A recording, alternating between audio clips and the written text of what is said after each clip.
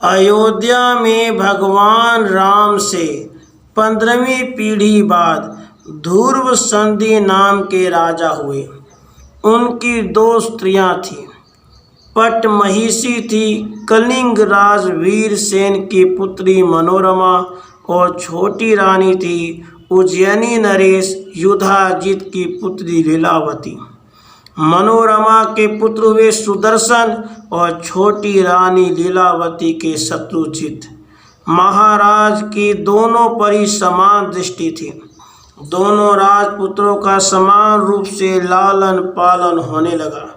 इधर महाराज को आखेट का व्यसन कुछ अधिक था।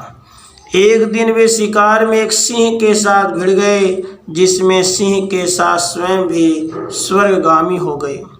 मंत्रियों ने उनकी पारलौकिक क्रिया करके सुदर्शन को राजा बनाना चाहा। इधर शत्रुजीत के नाना युधाजित को इस बात की खबर लगी, तो वे एक बड़ी सेना लेकर इसका विरोध करने के लिए अयोध्या में आ डटे। उधर कलिंग नरेश वीरसेन भी सुदर्शन के पक्ष में आ गए। दोनों में युद्ध छिड़ गया। कलिंग अधिपति मारे गए। अब रानी मनोरमा डर गई।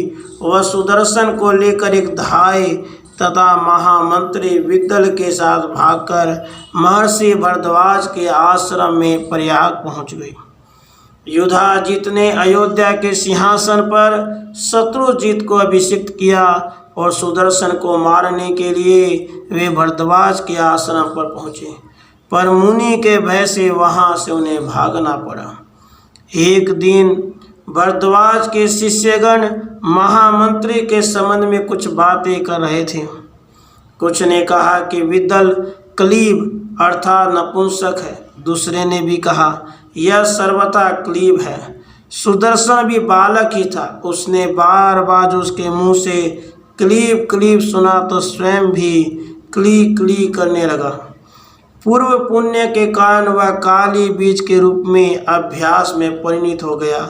अब वह सोते जागते खाते पीते क्ली क्ली रटने लगा।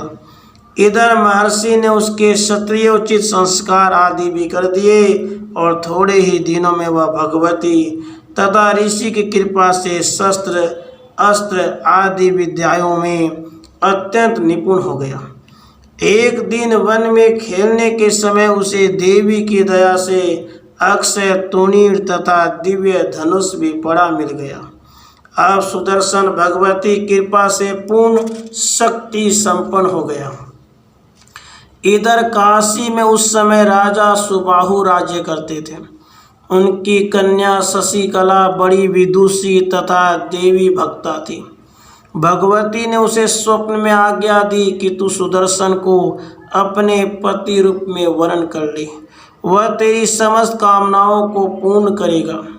शशिकला ने मन में उसी समय सुदर्शन को पति के रूप में स्वीकार कर लिया।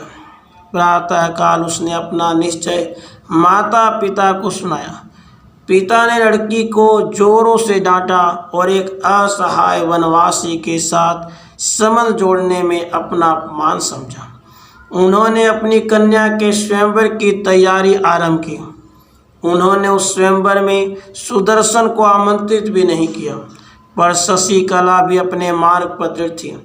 उसने सुदर्शन को एक ब्राह्मण द्वारा देवी का संदेश भेज दिया। सभी राजाओं के साथ वह भी काशी आ गया। इधर शत्रुजीत को साथ लेकर उसके नाना अवंती नरेश युधाजित भी आ धमके थे। प्रयत्न करते रहने पर भी शशिकला द्वारा सुदर्शन के मन ही मन वरण किए जाने की बात सर्वत्र फैल गई थी। इसे भला युधाजित कैसे सहन कर सकते थे।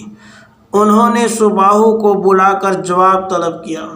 सुबाहु ने इसमें अपने को दोष रहित बतलाया। फिर भी युधाजित ने कहा, मैं सुबाहु सही सुदर्शन को मारकर बलात् कन्या का अपहरण करूँगा। राजाओं को बालक सुदर्शन पर कुछ दया आ गई। उन्होंने सुदर्शन को बुलाकर सारी स्थिति समझाई और भाग जाने की सलाह दी।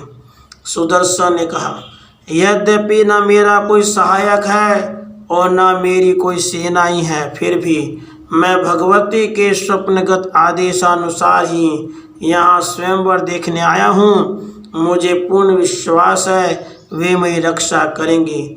मेरी न तो किसी शत्रुता है और न मैं किसी का कल्याण ही दे चाहता हूँ।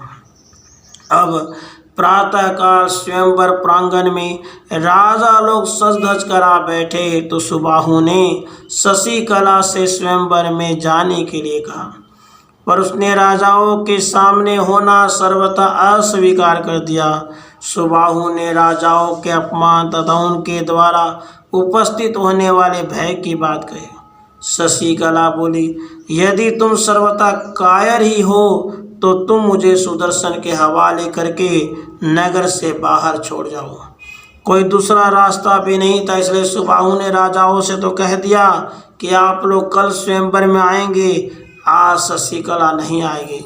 इधर रात में ही उसने संक्षिप्त विधि से गुप्त रीति से सुदर्शन से शशिकला का विवाह कर दिया और सवेरा होते उन्हें पहुंचाने लगा। युधाजीत को भी बात किसी प्रकार मालूम हो गई। वह रास्ते में अपनी सेना लेकर सुदर्शन को मार डालने के विचार से स्थिर था। सुदर्शन भी भगवती को स्मरण करता वहां पहुंचा। दोनों में छिड़ने वाला ही था। भगवती साक्षात प्रकट हो गई। युधाजीत की सेना भाग चढ़ी। युधाजीत अपने नाती शत्रुजीत के साथ खेत रहा। पराम्बा जगज्जननी ने सुदर्शन को वर मांगने के लिए प्रेरित किया। सुदर्शन ने केवल देवी के चरणों में अविरल निश्चल अनुराग की याचना की, साथ ही काशीपुरी की रक्षा की भी प्रार्थना की। सुदर्शन के वरदान स्वरूप ही दुर्गा कुंड में स्थित हुई पराम्बा दुर्गा वाराणसीपुरी की अद्यावधि रक्षा कर रही है। राधे कृष्ण, राधे कृष्ण।